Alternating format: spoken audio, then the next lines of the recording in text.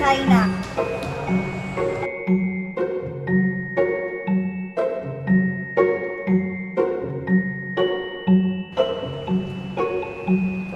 Ni hao ma, xie. Ako nga pala si Jeremiah Ping, aka Linda Walker. Si Jeremiah P. Makakaupo ka. Okay, so today, babalik natin na yung mga test paper from your last midterm exams. As always, our highest score is US. Pero kasi US.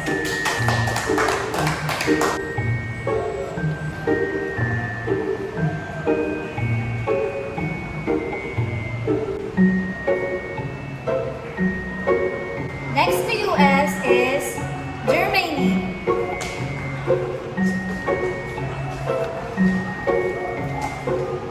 Third highest score is Philippines.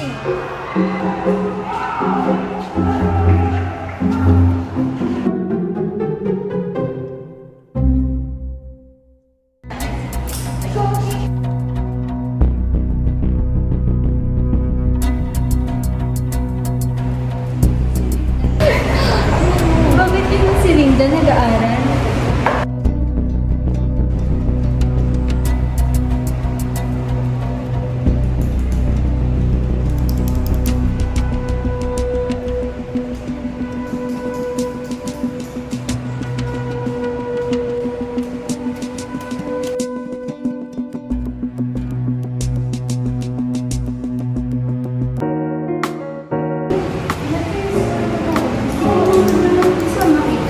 Oo, kita natin.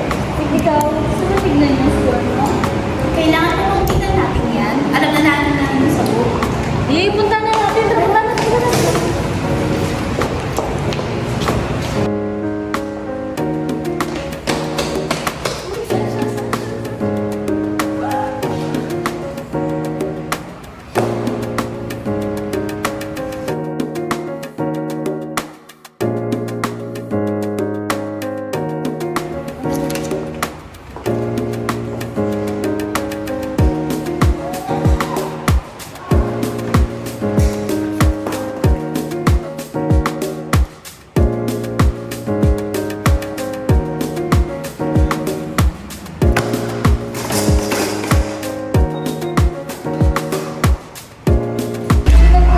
Bago lang matalo si Catherine.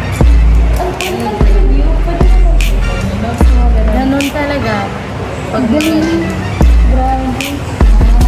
Galing mo. 790.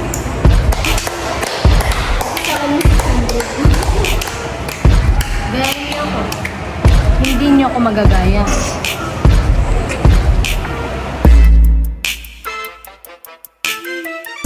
In a world where China dominates, power would look different, not loud but deeply structured.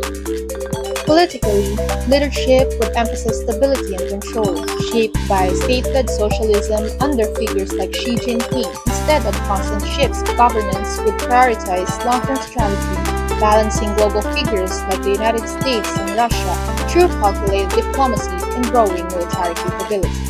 Economically, this is where China's dominance becomes most visible.